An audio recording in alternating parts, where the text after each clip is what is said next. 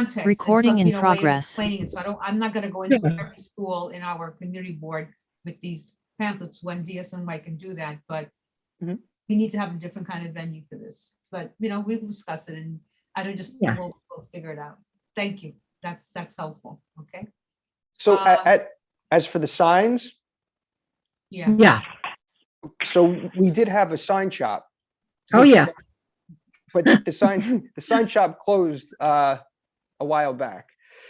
So at this point, we do not manufacture and install signs. The only time you're going to see a DSNY sign out there that says no dumping is in an area that we have a surveillance camera. So if we have a surveillance camera, the sign will be posted. I'm not sure exactly what it says, but something along the lines of We're watching you.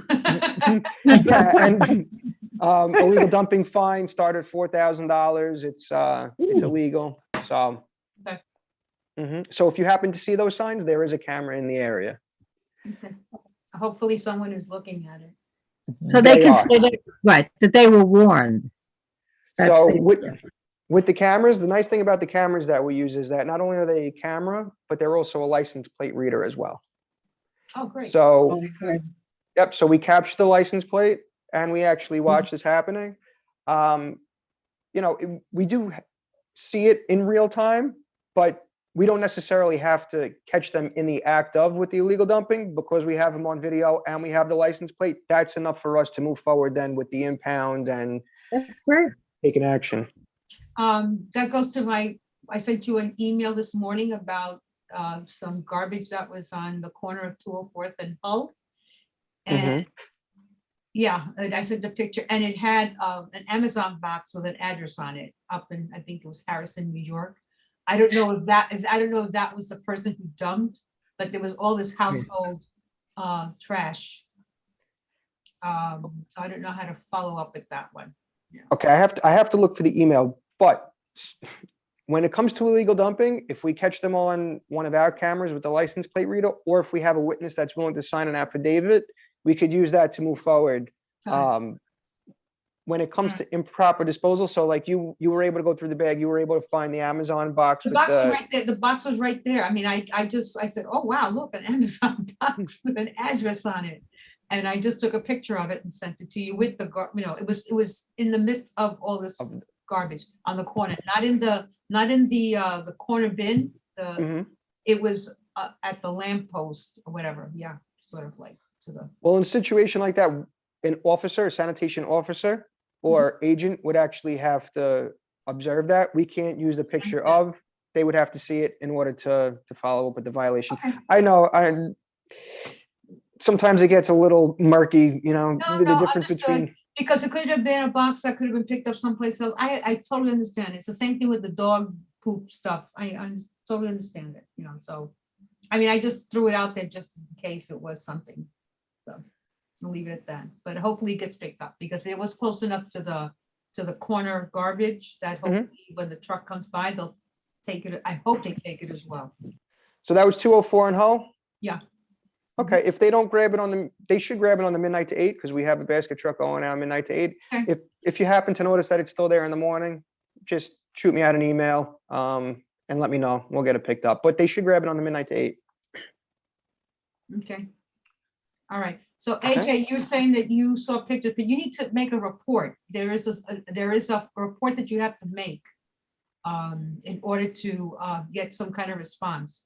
Correct, Steve? There is in order. AJ says that he said he did. Miss Carla and the board. I did with Miss Carla. He said he had pics that had a license plate and photos of the dump. This he said the Stag truck. Stag is one of our developers in the neighborhood. That the Stag truck was dumping on the parkway. Pictures to the board of a Stag truck dumping on the parkway. Pics had license plates and photos of the dump and all. Wow. Okay. There's no. I'm trying to just read it in the chat. I'm sorry. Yeah. Okay, so if you did witness that, you would have to fill out an illegal dumping affidavit. So the pictures and the video are great, but we need you to attest to the fact that you actually witnessed it. Do it, AJ. You'll get money for that. Yeah, you're eligible to collect half of the fine that the illegal dumper has to pay. So again, fine started at $4,000 for first time offense. So Okay.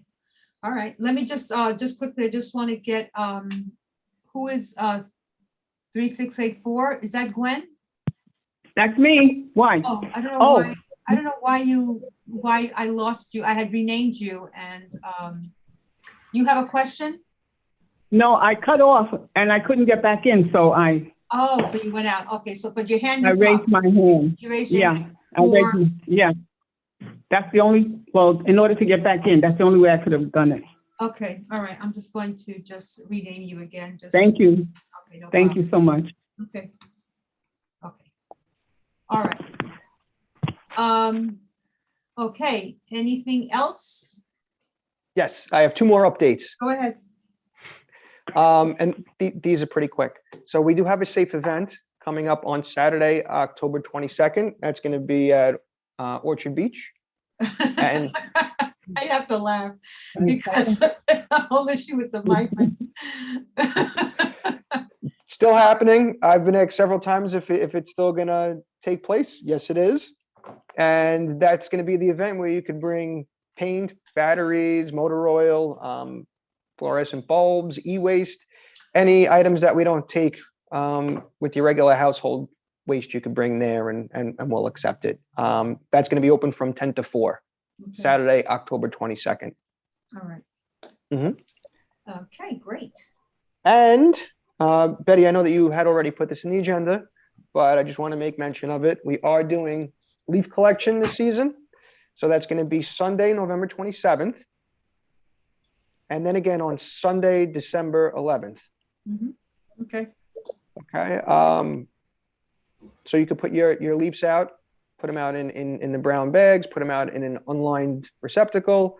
But just get them out there. We'll take it 4 p.m. the day prior. That's the earliest you could set them out, as with your regular garbage and recycling.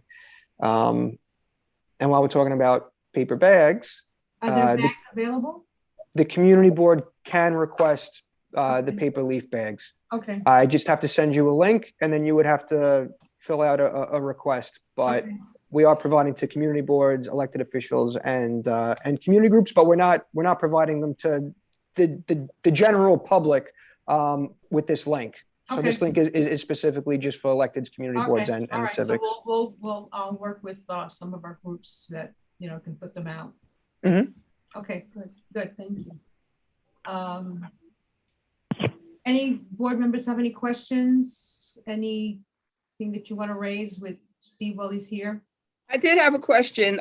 You may mention that in the commercial areas, Mhm. and they can sometimes sweep the trash into the street, and that there is alternate side cleanups at least twice a week. Now on Jerome Avenue, because I live in Tracy, so Jerome Avenue, say from Gun Hill back towards Tracy, it's the dirtiest, filthiest area. I don't see anybody ever cleaning. I never see a truck going down there cleaning. Maybe they go by and clean when I'm not looking, but it's always so dirty and we continually complain about it. I also don't really ever see trash receptacle bins out on the street. So do you not put any in those areas? All right. So with litter baskets, they're a double-edged sword. So generally speaking, litter baskets only go into commercial corridors with high pedestrian traffic, right? But if litter baskets are doing their job and they're attracting litter, sometimes they attract, as you know, unwanted behavior, right, and abuse by either residents in the area or businesses in the area. We find that household trash ends up there and business trash. Right. If that does happen, a lot of times we remove the baskets. And that tends to stop the abuse, and the corners after time end up being cleaner than if we had the baskets there. Okay. Mhm. Because I know I don't see any up on the avenue there. And they're just sometimes messy because not only do you have the store vendors there, you have the street vendors out there. Mhm. I don't know how well the street vendors clean up behind themselves, but from what I see, they don't do a very good job of it. And a lot of times I'll see boxes and all sorts of paraphernalia that they use to transport their goods in. Mhm. And it's just left on the sidewalk, it's left near the curb, and it gets really messy. Then also you have to remember that you have a homeless shelter going toward Woodlawn, and a lot of the residents tend to walk back up toward Jerome Avenue where the vendors are up and down that corridor. So they can be messy out there also. So it's like an ongoing battle. Yeah, the issue that we have with the street vendors is that we don't have oversight over any unlicensed vendor. Mhm. So it hands off. The only time that we may be able to issue them a violation is if we see them improperly disposing of their waste, just like if we were to catch anyone else doing that, and then we'd have to stop them, ask them for their ID. They would have to willingly give it to us in order for us to issue them a violation. But the DCWP, so the Department of Consumer and Worker Protection, they are the ones that have been tasked with overseeing unlicensed street vendors, and they could issue them violations. But unfortunately, there's not much that we could do when it comes to the unlicensed vendors. But what you're describing is an issue that we do see all over the city. They leave their trash behind. They don't follow the same rules as the licensed vendors, because licensed vendors are supposed to, if they're selling food, they're supposed to have a receptacle close to for the folks that are purchasing food from them to put their waste and their napkins and everything else. They're supposed to keep the area around their cart or their truck clean. So there's a lot more regulations with the licensed vendors than with the unlicensed. Is I that, noticed the difference because when they have the night market over there on Fordham, and they keep that area clean. And there's all sorts of food and all sorts of things over there. But I know going down Jerome Avenue, it's a completely different issue. So those are licensed vendors who'll be at the night market, and everybody just be up and down Jerome. would that be under consumer affairs, or is that a DSNY issue? On Jerome? The issue of licensed, unlicensed vendors, that whole dynamic. Yeah, there was a lot of discussion about that over the past couple of years. And PD had oversight, I believe. Don't hold me to this. I think PD was responsible at one point for the vendors, and then now they're no longer responsible. It's DCWP with unlicensed. And for sanitation issues, if it's a licensed vendor, we can take action. All right, But again, let's just move on because it's getting late. I just went really quick on something that Jean touched. Between 8 and 8:30 on most commercial streets, the broom comes down, right? And cars are supposed to move. Half of them don't, most of them do. Is that the same time for in every area? Because they come down every day, including Saturday. Do they come down Saturday as well? The broom on commercial streets? yeah, right? metered parking is typically Monday through Saturday. Okay. So I think that sometimes people get the confusion when they hear alternate site is suspended. I think they think, maybe they want to think, that also includes that half hour where they're supposed to vacate, not be parked while the broom comes down. And I think they get surprised when the broom is right behind them and they're parked in their car and they have to move over, or they don't move at all, that half hour is kind of short, and for a broom to come down a wide swath of a commercial area, don't you think? Right? Then they double back and they have to come back on the other side of the street. So as a former mechanical broom operator, in a past life, I did drive the mechanical broom. If folks do move out of the way like they're supposed to, yeah, you could actually get through your route in the 30 minutes with the meters. When folks don't move, obviously you're stopping, you're beeping, you're trying to go around them. That takes up a lot of time, and you're really struggling to get through the route and make sure that it's complete within the half hour. I would have people tell me, oh, but alternate side is on Wednesdays and Saturdays. A lot of times when alternate side is suspended, they would say, oh, but alternate side is suspended today. Right, I said, I guess you didn't listen to the second part of the message. Alternate side is suspended, but meter rules are still in effect. But yeah, I agree. A lot of folks are probably just confused about the messaging. Okay, all right. Mhm. Anyone else have any questions or concerns? We'll have to take that up, Gene, about, I know that's been an issue on Jerome with the licensed, unlicensed vendors. I don't know how we'll address that. We'll have to. We've take tried that- everything. We've even had meetings with the previous city council for the area, Mr. Cohen. And he invited them all to a meeting, and he had all of the agency people come in, and he tried to work out a positive plan for everybody. And only 2 store merchants ever showed up, and nobody else showed up. So Maybe we have to bring in the bid, and see what we can do with that. I don't know, we'll have. I don't know. We keep trying stuff, maybe something will stick one day. Okay, all Mhm. right. All right, thank you. Anything else, Steve? No, that's it for my end. Thank you so much. Very, very helpful. That's great. It's wonderful.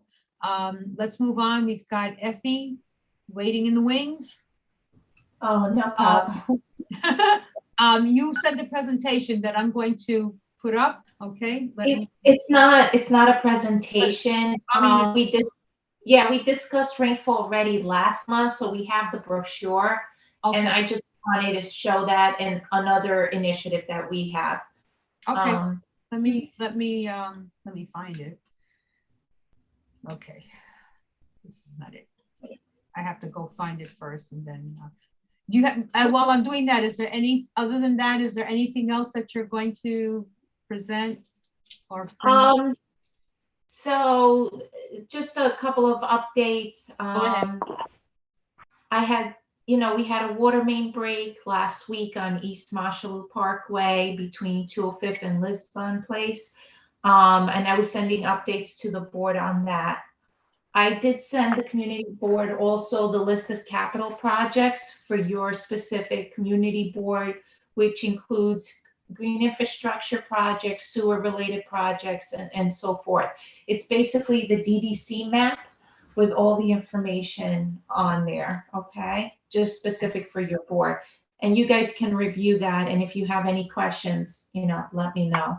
Here's the Right. brochure. So that's one of them. That is the WAIT program. So what is WAIT? When we do laundry or we shower or we wash dishes, even flush the toilet, the water we use goes down the drain and into the sewer. But when there's a heavy rainstorm, that wastewater has to share the sewer with lots of rainwater. So on those days, our sewers can fill to capacity, and a mix of wastewater and rainwater can end up in our waterways. And waiting to use water during a heavy rainstorm helps to keep our waterways clean, for the community and the wildlife. So how does this app work? When there's a heavy rainstorm, DEP will send you a free text so you know when to wait, and we'll send another text when it's all clear. It's a completely voluntary program, and you will only receive alerts when you get those really big, intense downpours. And you can opt out at any time from the program. So the ways you wait is, you receive a text to wait, and you can help by doing your laundry later, taking a shorter shower, delaying dishwashing, things like that. Now, so that's the first 2 were the WAIT program. Okay. And then you go to the bottom 2, right, which was the Rainfall Ready Homeowners Guide. Oh, okay, got it. All right. Which we discussed last meeting, Right. but I don't think I had pulled this up for you. So I Right. wanted to pull it up. And if you go to the last page down there, that's the important page. I'm not sure if anybody can actually see it well. We do have these brochures in the office. If you need some dropped off somewhere, let me know. But they are available online as well. And I'll send this out to the board and have the board send it to all board members and put it on our social media page that people. Oh, sure, yeah. So this is,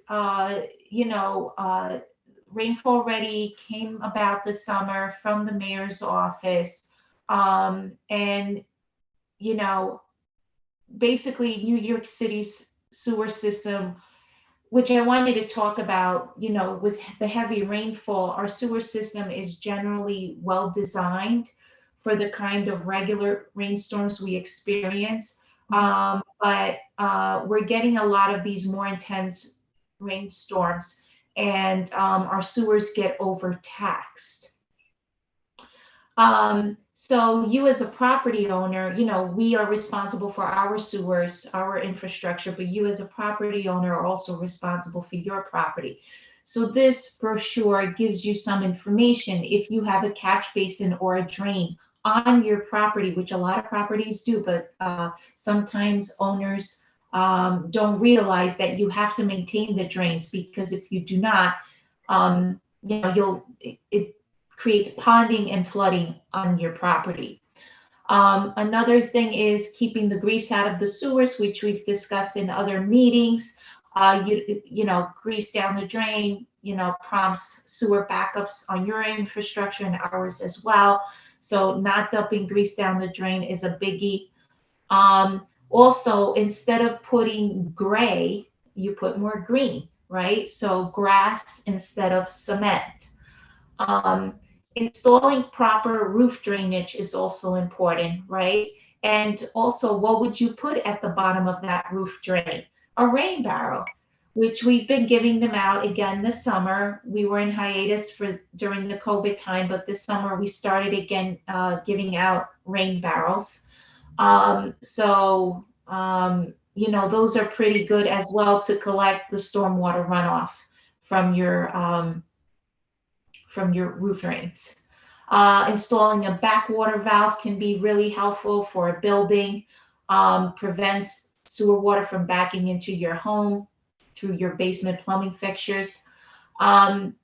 So this is basically, I think we talked about it last time, and I just wanted to show it to you. And like I said, I'm willing to drop off, you know, some of the brochures if you'd like some, you know, wherever you'd like me to bring them. Yeah, I'm sorry. Yeah, I'll talk to you, because if we are having our general board meeting in person, then we could have it at a table, you know. No problem. I'll coordinate it with Carla, or, you know, whatever you like. I mean, that is called the way you are. Go ahead. Another thing before we move on, these past 2 weeks, we've been really busy on giving out rain barriers. Oh, I picked them up. I picked them up from the councilman's office. From the council member's office, correct. So we've been giving them out. We have them in our yard in Jamaica, Queens, and we've been giving them out to basically the elected officials to give them out to their constituents. Yep. So yes, I noticed, actually Councilmember Dinowitz's office was one of the first offices to come and get them, and they have them in their office available, I believe, for distribution to any of their constituents that are interested. So once again, that's part of the Rainfall Ready initiative that the mayor instituted, and I sent the press release all over to the community board. In addition to that, we coordinate with other city agencies, just like with Stephen and Sanitation, DEP and DOT, DSNY. We inspect chronic flooding locations, and we clear the debris from catch basins in at-risk locations before, you know, the predicted storms. And it's really good that DSNY does the street sweeping, because that removes a lot of the debris that eventually clogs the catch basins, and then the water doesn't drain. We do tell property owners, sometimes, just as an FYI, and I think I've discussed this before, sometimes when we come to the catch basins, it's just debris on top. It's clear on the inside because it's all matted over on top, and the water does not drain. The property owner is responsible. You know, we encourage them to remove the debris off the top of the basin so the water can drain before heavy rain events. So yeah, those are some of the things that we've been working on. And I know in the agenda, you actually brought up the idling complaint system for DEP. So we do have a lot of information on our website. We did tweak it a little bit so it's a little easier to file a complaint. This summer we did that. So idling emissions from gasoline and diesel motor vehicle engines, are known contributors to health-related impacts like asthma and other respiratory issues. Idling for longer than 3 minutes or more than 1 minute while adjacent to a school is illegal. If you notice a vehicle idling illegally, you can report it with 311. Or you can file a complaint online, which is the link that Betty had on there. And the reason you would do the one online is if you want to receive an award for your enforcement efforts. And that's the Citizens Air Complaint Program. If anybody's interested or has any specific questions on that, let me know. The complaints can be made about trucks and buses. Mr. Soft trucks, the ice cream truck? No, No? so trucks that use their engine, their motor vehicle engine, to run a piece of equipment, and not limited to refrigeration, such as an ice cream truck, because I actually printed that part out. Anything that has a refrigeration truck, it has refrigeration on it, is exempt from that. Really? Yeah. Okay. Well, you would, if you saw a refrigeration truck idling, you would have to document that the engine that moves the vehicle was on and was not just sitting there using it to run the refrigeration unit. So it's a little precise, and make sure you review that on our website. We've written it out there. Also, city and state vehicles are not subject to oath penalties.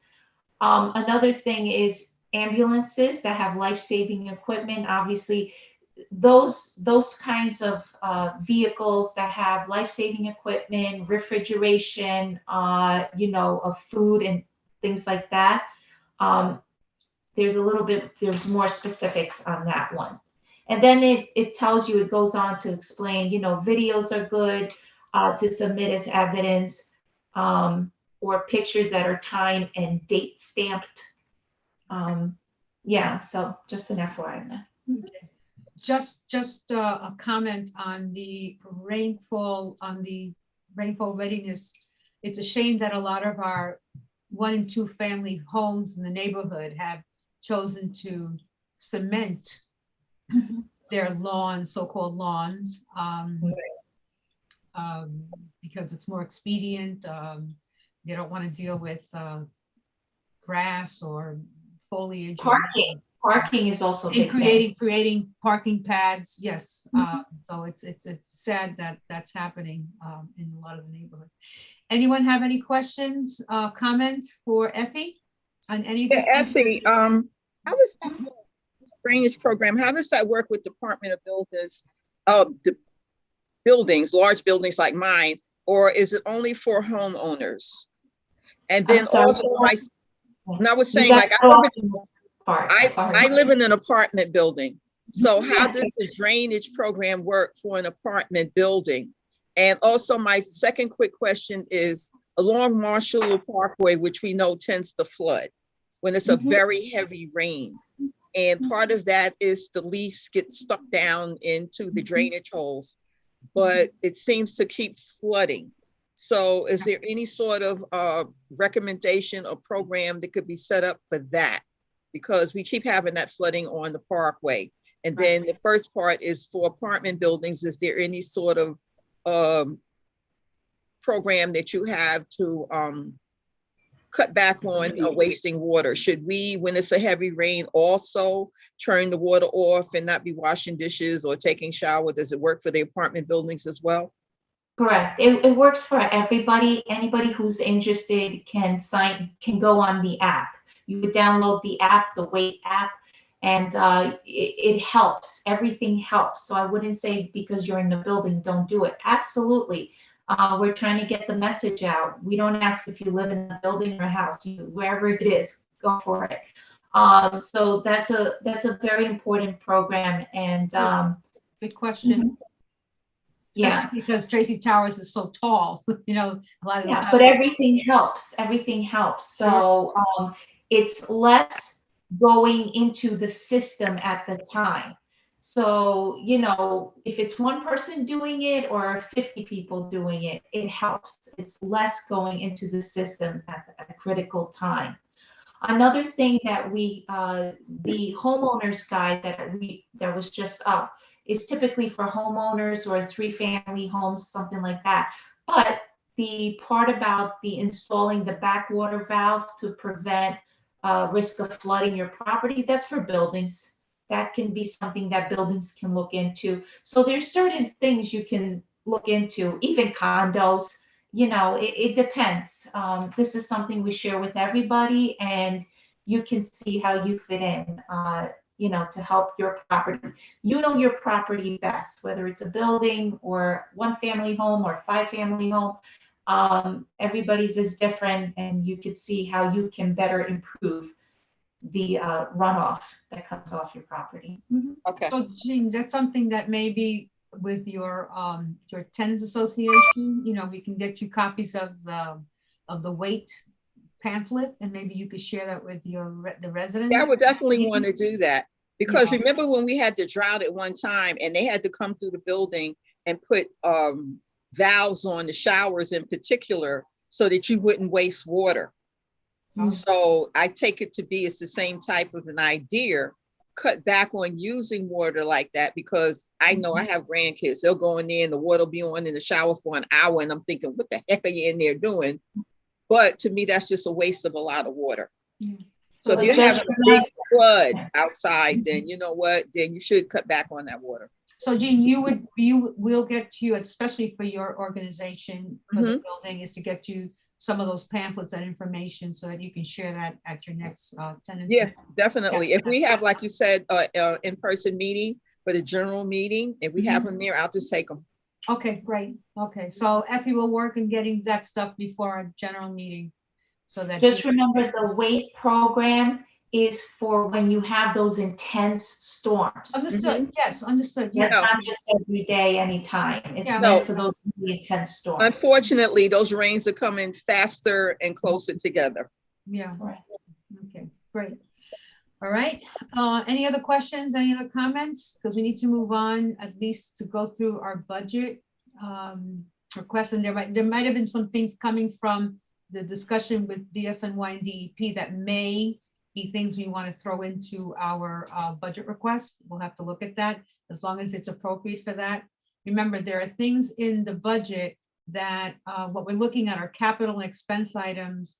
I remember, you know, the city will always come back and say, you know, we don't have money, you know, go talk to your council person. So there are some things that we will be able to, or should be able to do it through our elected officials. And then there are things that we would want to include and make sure that they're there for the long haul and try to get some money, like maybe more staff for DSNY to do some of the things that we've been talking about. I mean, basically a lot of what we're asking for is people power, staffing our agencies a little more robustly, so to speak, so that they can do the things that we'd like them to do. So with that said, I want to thank Steve and Effie, and we're going to move on with our budget agenda item. Okay, I'm going to bring up one more time. I'll bring up the what we did. Did everyone get to see the what I had sent everyone? I sent everyone the what we had been discussing, our budget priorities for the last year or so. And again, the response has always been, you know, we don't have money, we can't do it. Let me share. Here it is. Okay. So this is what I extracted from our little wheel is wheeling about.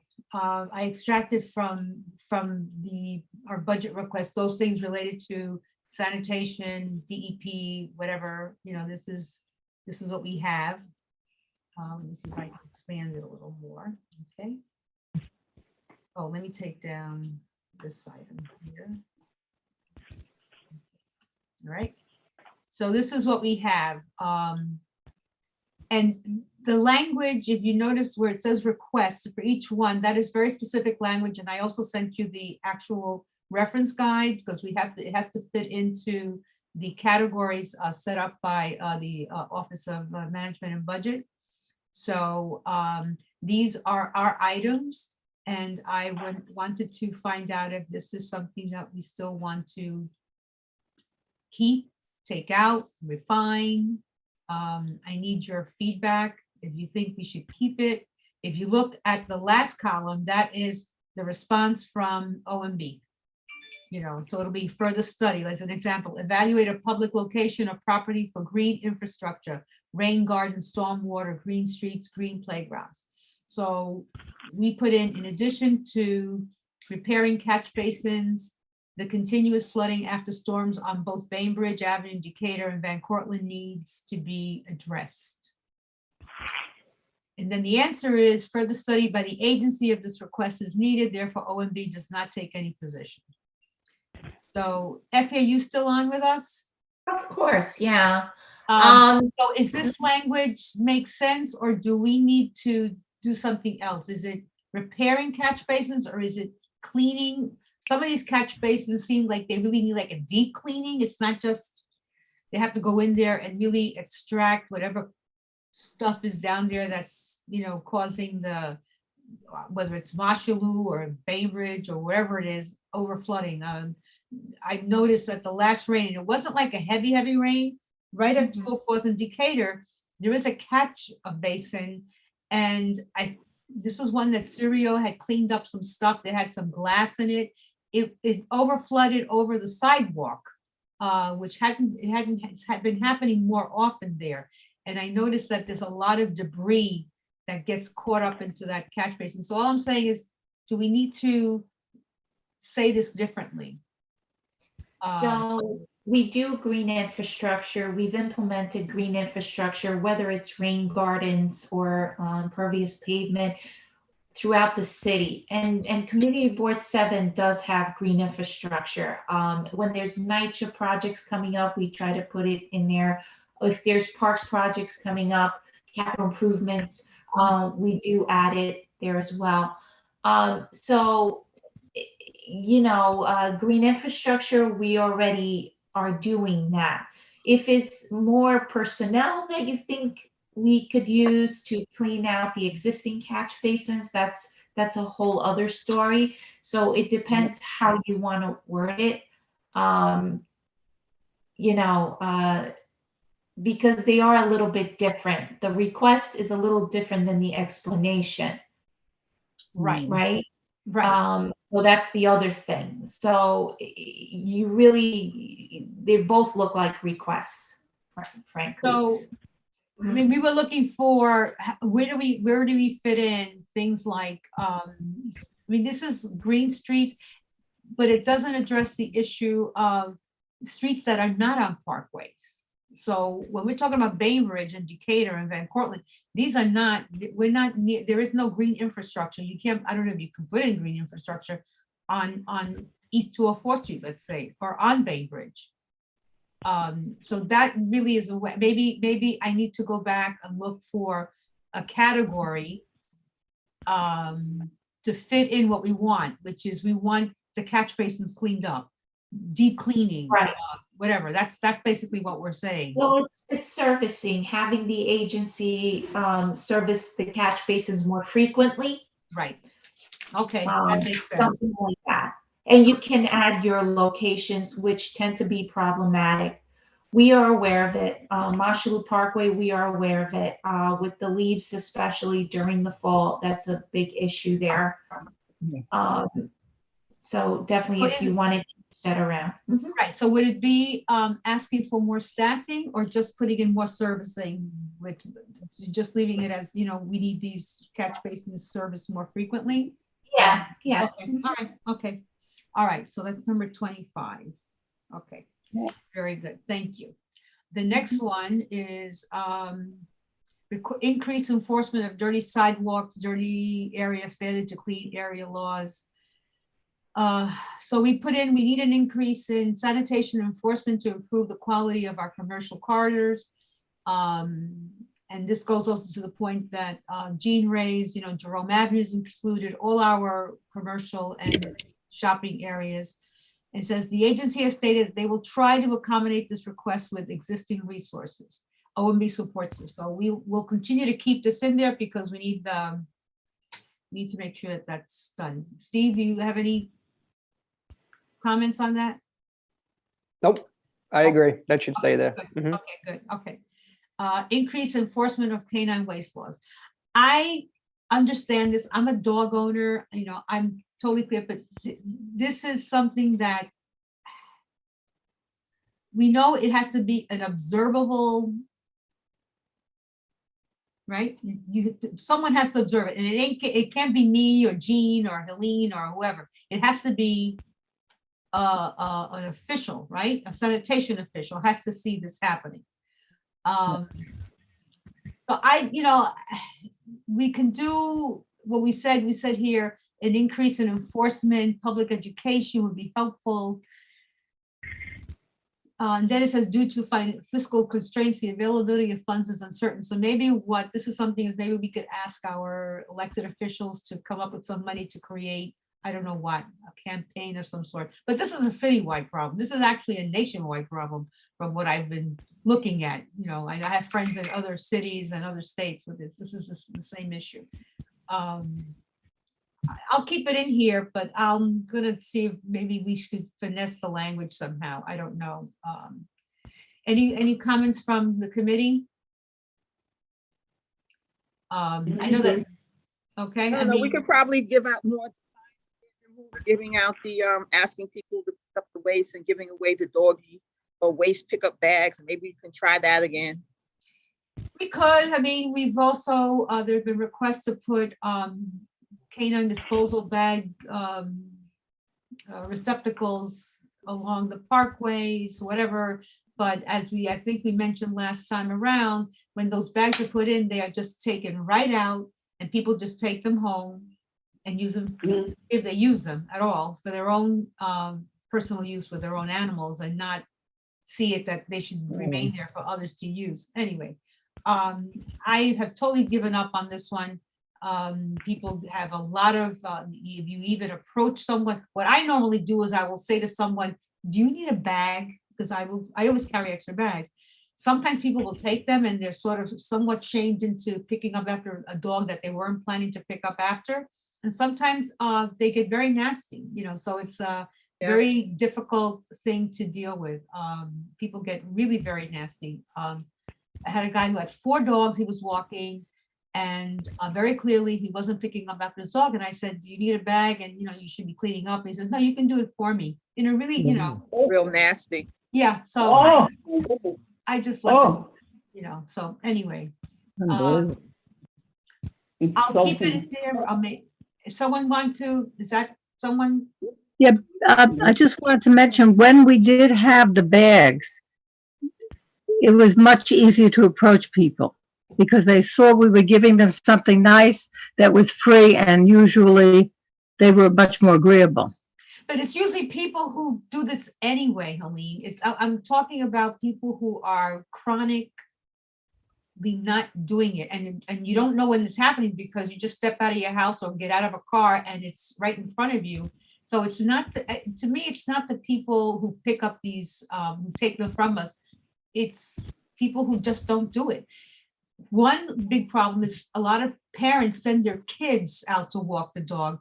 And I don't know of any kid that will pick up after a dog. No, they're not going to do it. They're not going to do that. That to them is the yuckiest thing that they would, they won't do it. I see them. They will not pick up after their dog. But parents send the kid out, We're not going to get everyone, but in terms of approaching someone, you don't want to put yourself at risk to do it either. Absolutely, no, absolutely. Like I said, I will always offer a bag. And on the rare occasion, someone will actually say, do you have an extra bag? I've run out. You know, the dog took another That's poop okay. when I didn't expect it. And that's wonderful. And I have no problem with that. But I'm just saying that it's just something that we'll keep it in here, but it's really an education issue. This is really educating people. Enforcement is really an increase in enforcement because there is no enforcement at all. You know, they just can't happen, you know, it just, and it's No, not, because there's it's, so you know, much going on that they don't have time. But what I tend to do is I found that people, when you have that little bag case with the little pickup bags in it, people were pretty happy to get those because I would just walk around the building and hand them out to people with a dog. I said, No, "Oh, you have a puppy? Oh, would you like one of these?" They that's always fine. took them. Yeah, But Yeah, they always took 'em. once that bag is empty, I Yeah. don't know, they go out and buy bags or not. No, That's they my- probably don't, Betty. They probably don't. So all I'm saying is it's a very short term, and I really want to look at long Something term long term. changes. Those are short term and they can be done. We don't have to put anything in here because it's really, when we talk about increasement of enforcement, I really want to change this just basically to what we're saying in our explanation, which is we need to develop, but I have to find a category for that. I mean, I'll leave it in there like that, but it's really public education. We really have to think about something like that, but I'll leave it in there and I'll see if I can finesse it a little bit. If not, I'll just leave it the way it is, because, you know. there's not much- just one other thing before we leave. I just want to mention, when we talked about the DEP issue for Marshall Parkway, I think Jean wanted to add that as a location. Also, will we have Bainbridge? Oh, Because the one in the, okay, yeah, okay. got not it. only that, if we're going to ask for more staff, it shouldn't be under capital. Shouldn't it be a different item?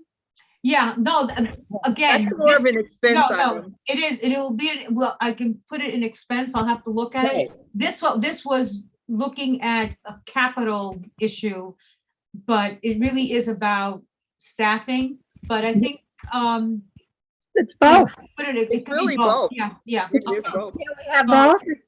Yeah.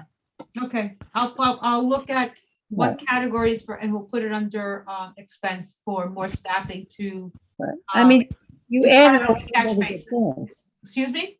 Well, no, you added a lot of other things at the end that were very good too, that we'll have to fold in, I think. Yeah, well, all it is really just servicing the catch basins. So it's really what we want, not repairing. It's really servicing the catch basins Mhm. along that area and then also along Washington Parkway and any other area that has a chronic problem. All right, moving along. Provide or expand New York Organics Collection Program. We will continue to put this in there until we get it. You know, we'll hammer away. We know that CB8 has a full-fledged program, and parts of Queens is getting that, right? Steve, it's all of Queens? Yeah, so it's actually all of Queens. And the way we rolled out, this was differently than the way we've done it in the past. All residents are automatically enrolled in the program. So hopefully we move forward and start expanding into the other boroughs. Now, are they is collection on the same time that collection is for other trash? I know that when we had it in CB7, it was almost every day, which didn't make a whole lot of sense for us. And I actually arranged with the truck to just come once a week because I was the only person on my block that was doing it. So it didn't make sense for him to come every day to pick up, you know, my coffee grounds or whatever it was that I had in my, you know, my bin. So is this an everyday or is it certain days of the week? So the way we have it set up in Queens is that the composting gets picked up on recycling day. So it's once a week. Okay, all right. Mhm. Okay. Is that true for CB8? So they I would have to check the collection schedule for CB8. Okay, all right. All right, so we'll keep this in here and we'll continue to, you know, hammer away. Hopefully we will get, it says funding for this program was restored, but that's not true. It was funding for this program was restored only for certain, we'll just, so, you know, we'll just keep it in there. So we're gonna put it in expanding the collection program for CB7 and other areas of the Bronx and throughout. I'll just continue with that. Expand opportunities for electronic waste collection and disposal. So we wanted is the e-waste, the curbside e-waste collection program, or provide access to a facility where these items may be brought for disposal. So Steve, this is like what, the computers, LED TVs, all that kind of stuff. It's being done through safe events, and people can take their, can any of these items be taken to the sanitation at Hunts Point? Yes, so we take these items at the safe events and the special household waste drop-off site. So the special household waste drop-off site is over by, in Hunts Point. So that's open every Saturday from 10 to 5. And then the last Friday of each month to accommodate for the Sabbath. So do we want to keep this in here? Because there is a way, it says provide a facility where these items may be brought for disposal. Do we need to keep this in here? You know, Well, anybody have any problems removing it? how often, can I ask, I'm glad that we're doing the safe disposal again. Is it only twice a year or is it more often? We always go, but I don't remember how often. Yeah, it's typically twice a year. Usually we do them in the spring and the fall. But the special household waste drop-off site, that's open year round. It's, I mean, what, it would be convenient to have curbside pickup. We know that, you know, that not everyone has a car. yeah, I like it quarterly at least, the local, you know. Well, just so you know, and I don't want to take much more time away from you guys with this, but you can do pop-up style e-waste events if you would like to do that. So I discussed that with the group Okay. that does it, and it's a little more complicated than, because we don't really have a site in Okay. 57 where we could, because I talked with what's the, I forget the name of the group that does it, the nonprofit that does it, and it's just a little more complicated than I would like. So we're not going to do that. Understood. We're kind of we have to be, we're responsible for some of the stuff that doesn't get recycled or picked up or whatever, and I didn't want to do that. We don't have a large enough site. We don't have anywhere to do it that would be able to house that. And that would be just for the committee members. We would collaborate with, there's a nonprofit that kind of like sets it up, but it's very, very complicated, and there's an issue of some staffing issues and stuff like that. And I felt that we're not in the position at this point to be able to do that. So we'll leave it like that. I know that former Councilman Cohen actually did one in the Mashalou, where the Mashalou Golf Course, that Adam Sadler Park. There was one at that point, but that because it also covered his council district as well. So we were able to participate in bringing e-waste to that site, but that's not viable for us right now. So, okay, so then on the bottom, these are things that we discuss. More enforcement of street vendors and permits to address the trash problem. We discussed this. This seems to be like, Gwen, you had a question? No. Your hand is still up, that's why. So you need to do star. Oh, Star. okay. Whatever. My fault. Thank you. No problem. Yeah. Yeah, so. Betty, I had a question. Oh, sure, absolutely. Go ahead. I know that in my apartment building, we do have like a electronic e-waste recycling thing. Is that something that happens to all large apartment buildings now? No, I'm not familiar with it, Hugo. What is it? Oh, okay. Yeah, they have like a big oversized locker bin Yeah. that I guess the Department of Sanitation, I'm assuming, puts in, and then all of our old TVs and everything go into that locker, and it stays there until it gets full. And then I guess the super calls it in, and then it gets picked up. That's exactly right. Steve, you want to discuss that? That's the building has to sign up for the program. Correct. So The it's building not does, everybody. Okay. no, sorry. the building does have to sign up for the program, but it's only buildings with a certain amount of units. I want to say 10 plus. I'm not 100% sure. It's 10 plus, yeah, 10 plus. Mhm. I have 871, so I guess I'm out of luck. No, Oh, no, you're in luck. 10 plus, Well, you're in I'm in luck. Yeah. Yeah, your super or your management has to sign up for it. So what's And the therefore- program, Jean? What's it called? I'm sorry, Jean, you're breaking up. Oh, I'm sorry, what's it called? What's the program called? Digital what? I'll get you the information. I've posted it before, so I'll send you the information on the e-waste for apartment buildings. Great, thank you. I know that I always walk by the one in my basement and I just stare at all the stuff that people toss out. It's amazing what people Kinda toss out, amazing. period, anywhere. Yeah. I mean, I've Yes. seen, yes, but I'll send that to you, Jean. It's on I've sent it, we've discussed it before. And it's a good that's how it gets done. You know, we had an issue with, I think Lowell had mentioned that her superintendent. Yeah, had- she has a big problem with it and she didn't know what to do, so she. No, but you know what? It was resolved. It was not a Okay, big good. problem. They were trying to get in touch with the super. The super was not responding to the phone calls to set up the pickup. Oh, That okay. was resolved, but it was resolved. It was taken care of. Yeah. So we have that. So thank you, Hugo, for, bringing it up, because people who live in apartment buildings, I don't know, Helene, if your building is signed up for that? Not yet, no, but I'll send me the info too and I'll explore. Absolutely. I will send that to everyone. Okay. So that's one way in which we can deal with e-waste. And that's why, we don't really need, but there is a way in which this is being done. So did we decide that we would take out, did I say that we would take out the e-waste? Since we already have a way of dealing with the program. Expand opportunities, we've already taken care of that in some way. So can I remove this? Because we do have both access to facilities, and we do have an access to a program for, at least for apartment buildings. So can we take this Yeah, if the out? program is in effect, then we don't need It that. is, here. yeah, then I'm gonna remove number 27. Remove. I just really want to focus on things that we really can get done. And these are expense items.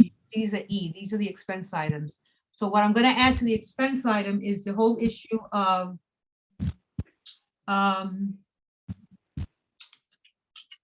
the catch basin staffing. So staff, all right? Mhm. Yeah, Okay, got it. important. All right. Moving along, good, we can take care of that. And so then we had funding to educate the community on helping controlling and eliminating the rat population, although that is really Department of Health, and addressing poor sanitation and garbage storage in our neighborhoods, and ongoing rat control elimination, similar to a free program offered by the city a few years ago for building supers and homeowners. I don't know about that one. Betty, I don't know if you still need that because they are offering the training. I mean, I guess it doesn't hurt to have it, but it is available on demand. I have sent the link to friends that have their own houses that have terrible rat problems in their community. What are you talking about, the Rat Academy? Yeah, Okay, all right, so we'll take this out. And, but I'll make a notation that we have the Rat Academy presentations that are ongoing to help homeowners and other, and property owners Right. see the connection between sanitation and clean, garbage storage in our neighborhoods. I did want to raise something. I'm always walking, especially on the night of before collection, and even when it's not, I always look in if there's I can see a building and see where they store their garbage. I look to see the difference between what I consider to be a good super that really does a good job of maintaining garbage, and those that are not, and the challenges that they face, because this is like usually like one person who then has to not only separate recyclables into various bins and bags, but also try to maintain a clean area. I noticed that some supers, they lock the access to the garbages at a certain time, and then residents who want to put their garbage out end up leaving it outside a locked gate, or they have a key, have forgotten it, and put the garbage right there on the sidewalk. at one point I was thinking I'd like to bring a superintendent or two, or someone from the union to come in and kind of like talk to us about the issue, because it's not always the superintendent who's doing this. It's sometimes, many times, it's the tenants themselves. Superintendents face a lot of challenges in trying to keep places clean. I think about well-lit, clean areas. I mean, some people are afraid to come down because they're afraid that they may encounter a rat or something like that, and are afraid to put the garbage, at night, put it in, go down a hallway or whatever, or an alleyway to get to the garbage cans. So there are a lot of challenges that they face all the time. And this whole thing with the Rat Academy, I think, is very helpful. If it's a well-lit area, if residents understand that they should not bring out their garbage after a certain time, if they don't have a key, or if it's locked at a certain time, there's a reason for that. In some cases, people just walking down the street will go in and dump garbage just like they do on the sidewalk at a corner, and they just dump garbage in some alleyway or something like that. Eddie, I think one of the biggest challenges I have here at the building is what I call the Amazon fallout. Oh, yeah. We order so much stuff from Amazon, and I include myself in that tally, that it's all of these boxes and containers and things from Amazon. So they're okay about putting the garbage in the bins, but now you have all of these boxes which they stack out near where the bins are, but it's on the sidewalk.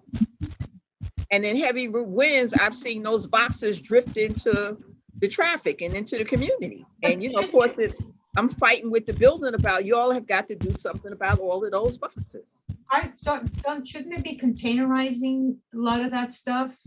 They containerize all of the garbage, but there seems to be an overflow of Amazon stuff. So I call it the Amazon fallout. Okay. Your building so it's just they tried to put a fence around it, but it's not really contained. So they just kind of pile it up so that's right there in the area where the big things are, and I forgot what you call them, big things that they throw the garbage in, but they okay with that, putting the garbage in that, but just those damn Amazon boxes. This is when you say they, you talking about the residents of the building? No, I'm talking about the maintenance. I'm talking about the super. Right. Well, that's something that, Steve, I know that, wasn't there an attempt to talk to the Tracy Towers management about kind of like managing that a little better? I don't know. I mean, if somebody have a suggestion, tell me, because I can go beat them over the head with it, but I need a suggestion. Yeah. Do they have a sorry. I'm sorry, But guys. they don't have a compost. They don't compost anything. People. No, not compost, a compactor. Where I work at in Brooklyn, in the recycling room, they have this big machine where they just put all the cardboard stuff in it, and it just compacts it down, and then it does a twist tie type of thing on it. Wow. They don't have that, but now that you say it, at least I know something to ask for. If you remind me persistently, I could take a picture of it at work and send you the information. Okay, to you, I will. I'll get back to you on that. Thank you for that. Someone has, I'm sorry, I'm hearing like some blowback, some feedback. Can you mute yourselves if you're not? I'm not sure who that is. Okay, still on. Okay, good. That's a great idea. Steve, is there anything you wanted to comment on? Yeah, I know that there's been some back and forth with Tracy Towers. I could get an update. They were working with our collection office, I believe. So if a building does express interest in converting to containerized collection, we provide them with all the information that they need, and we even go out there, we do a site visit as well. And we give them our expert opinion as to placement of the container, and we do a survey letting them know, based on the amount of residents that are in the building, how much waste is actually going to be serviced weekly. So we make sure that they have enough equipment. So I'll get an update for you. I'll let you know what's going on with that. All right. Thank you, Steve. Okay, so moving right along really quickly. So we have increase. So we'll somehow, so we have the Rat Academy. So I'm just going to write right here. Rat Academy trainings. So do we need to keep funding to educate the community patrolling? I mean, I don't know what kind of program we can talk about, but we do have the Rat Academy trainings for now. If I find something similar, something in the request, I'll put it in. If not, I'm just gonna take it out and say that we have Rat Academy training. Increase sanitation budget to have more enforcement. Yes, I want to keep this in there. So this is an expense item. We need an increase to the budget because we need more enforcement officers to both issue violations and educate the public on trash maintenance, cleanliness, etc. Is that okay? You good with that? Yeah, I'm fine with it too. Okay. Now we had this animal welfare, increased ACC budget for more staff to work at ACC shelter facilities. That is a DOH piece. I'll take it up with Michelle. I've had conversation, just so you know, I actually met with the director of the mayor's office on animal welfare. It doesn't oversee ACC, which is the Animal Care and Control, or they call it Animal Care and Control. But I discussed a lot of issues with them about the cat population and how we can help rescuers in the neighborhoods throughout the city. And it's a big deal because a lot of it falls on the issue of having enough vets to do a lot of the work that needs to be done, which is spay neuter. So I'm going to push this back to, this is going to be a DOH piece. And I will discuss it and share it with Michelle. Betty, can I just say one thing though? I think we need to ask for an animal shelter in the Bronx. We know that. We know that. The shelter in the Bronx has to be, I did discuss that with, I'm sorry, I'm hearing like, is it me? No, I'm just gonna mute myself. Sounds- No, it's not me. Someone needs to mute themselves because it's becoming, Gwen, you might want to check your audio.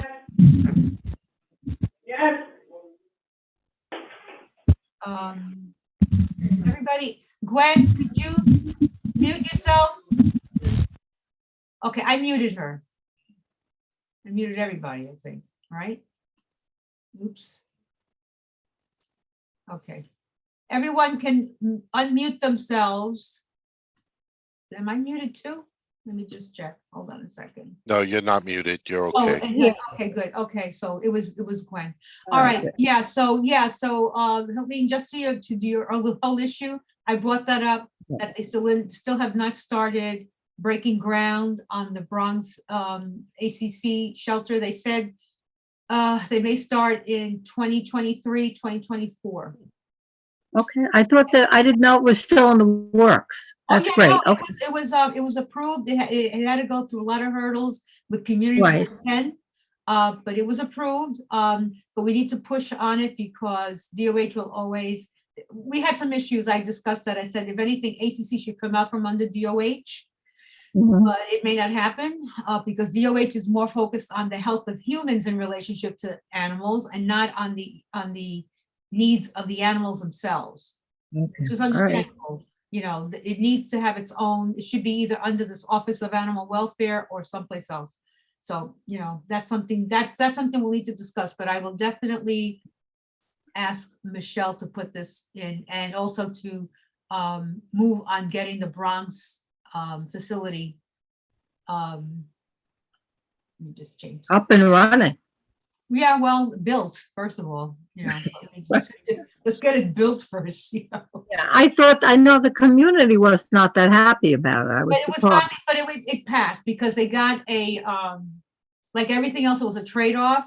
Right, they want to see the housing, yeah. No, they wanted, not senior housing, a youth center or something, so they have another area that could go in, so, Everyone's happy. yeah, we'll see what happens. And also, this new facility will also be an education center, so that schools and students will be able to visit and learn about, you know, animal welfare issues, how to take care of animals and what have you. So that Wonderful. that was also the draw somewhat. Some vet tech training, maybe. Yeah, something like that, yeah. So, you Do we know, know what area they were trying to focus on to yeah, put it's, it? you know, Bay Plaza. In the Bay Plaza, there's a piece of city property there. Oh, okay. Yeah, that'll work. Well, they said, oh, but we don't have animals, you know, yes, people are allowed now to have, I think, small pets in Co-op City. Oh, good. I They think. had them in there before, they just kept it I know, quiet. but no, officially, I know, I think they're allowed to have them or whatever, cats and dogs or whatever the case may be. And so, you know, it's a piece there. What's really good about it, there's a lot of parking. You know, the only issue is that it's not the greatest for public, public transportation, but they're, you know, they've increased bus routes to that whole area. That's where they have that big mall. It's far though. You know, that big mall there that they have now. So it's, Yeah, you but know, doesn't the 28 bus go over there? the 28, there's a 30, there's a whole bunch of things that go there. But you know, if you're coming with an animal and you need to take it in or you're adopting, you probably need like a car or something like that. So, you know. No, I get that part because I've had to go into Manhattan to get service, you know, I for understand. an animal I problem. understand.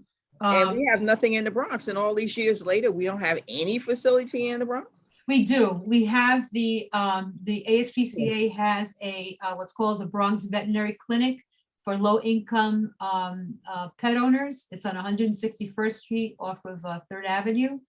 And they do, but they have a waiting list for people to get in, and they do low cost, not spay neuter, they do low cost pet, you know, issues related to animals, you know, emergencies, injuries, stuff like that, you know, wellness care and stuff. But we don't have, this is not going to be, I'm not sure if this is also going to be like that.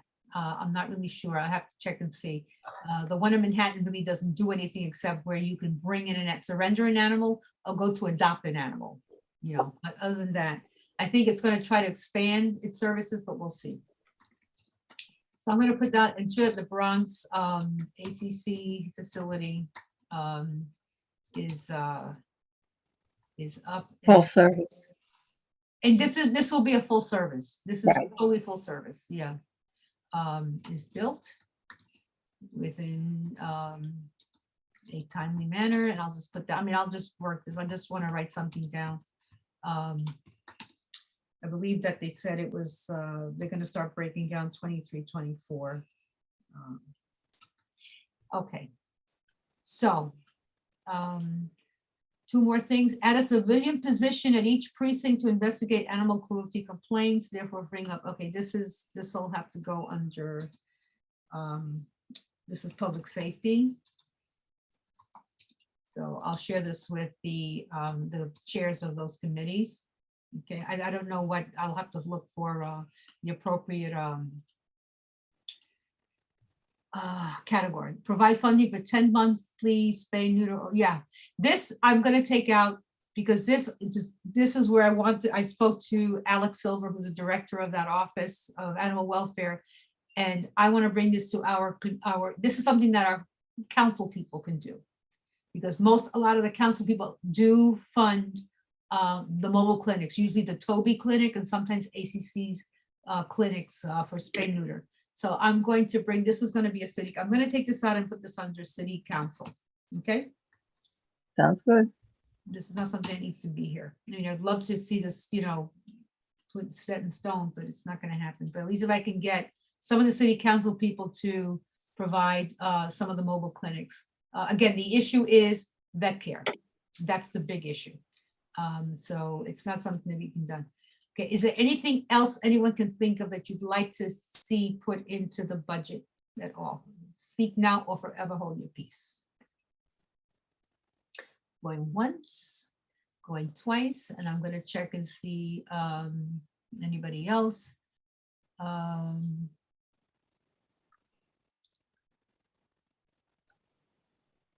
Okay. All right, and I will follow up with what I see in the chat separately because it's a lot and we're getting close to 9 o'clock and I need to close out the meeting.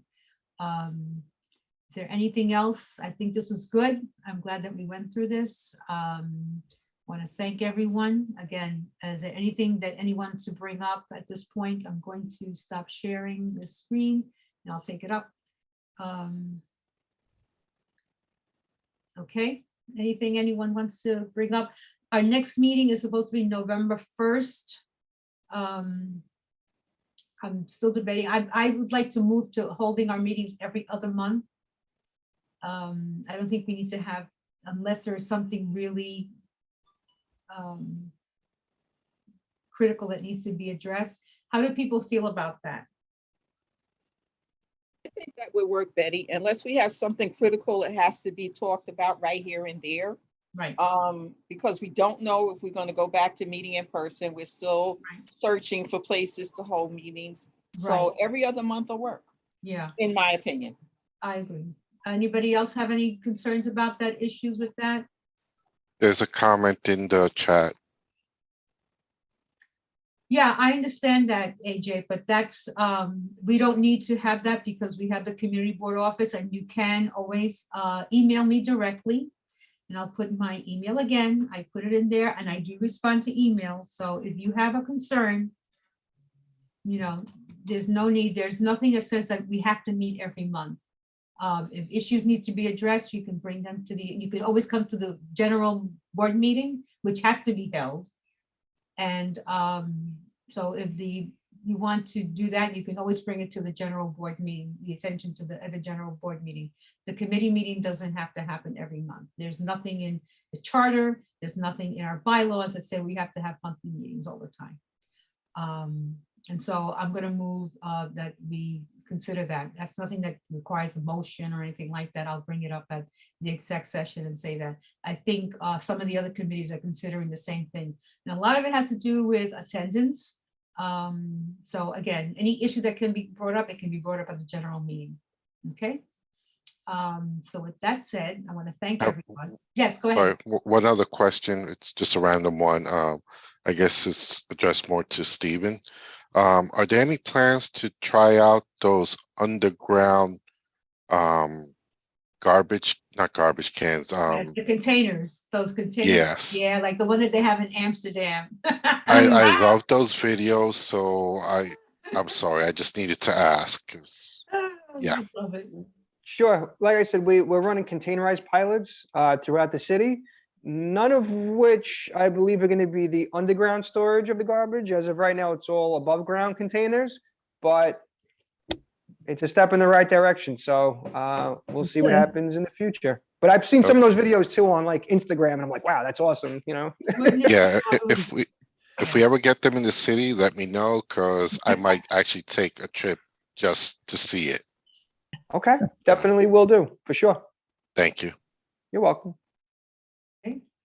That's just to explain that there are places where the people come, there's like a bin on the sidewalk and then they throw their garbage, but it goes into a container that's underground. And then on a weekly basis or whatever, there's a special truck that comes and lifts it all out and throws it into the back of the truck and puts it right back down. So that would be awesome. But I don't know if our I've street. seen that also. I'm not sure where I saw it at. I sent a video. Yes, and I saw that video. Thank you. Amsterdam, Because yes, yeah. I've seen that. That would be awesome. That would be. And I'm with Hugo. When y'all start that one, let me know. I'm going with you, Hugo. Okay, Yep. so thank you, everyone. Can I get a motion to adjourn? Motion to adjourn. Can I get a second? Second. Thank you very much, everyone. Thank you so much. This has been great. Thank you, and we're just about on time. Wonderful. Thank you. Thank you, Steve. Thank you, Effie. We'll follow up with both of you on any of the materials, links that we discussed today. And Sure. I'll definitely make sure that Jean gets some information that she needed on the e-waste collection program for her building. And I've written that down. So, and I will, this is being recorded, so I will be able to, and I've asked that the recording include the chat. We go on YouTube, but the YouTube video doesn't include the chat information. So I've asked the staff that I want a copy of, this will go on YouTube without the chat. That's the requirement. but I've asked for the copy of the recording with the chat so I can follow up with some of the things that were mentioned in the chat, okay? All right, folks, thank you. Have a safe evening, a good week, and I'll see you, some of you board members at our other meetings in the month. Take care all. I'm Good going night, to, all. yeah, I'm going to. Have a good evening. No. Good night, everybody. Recording stopped. Okay, Good night. good night. Good night.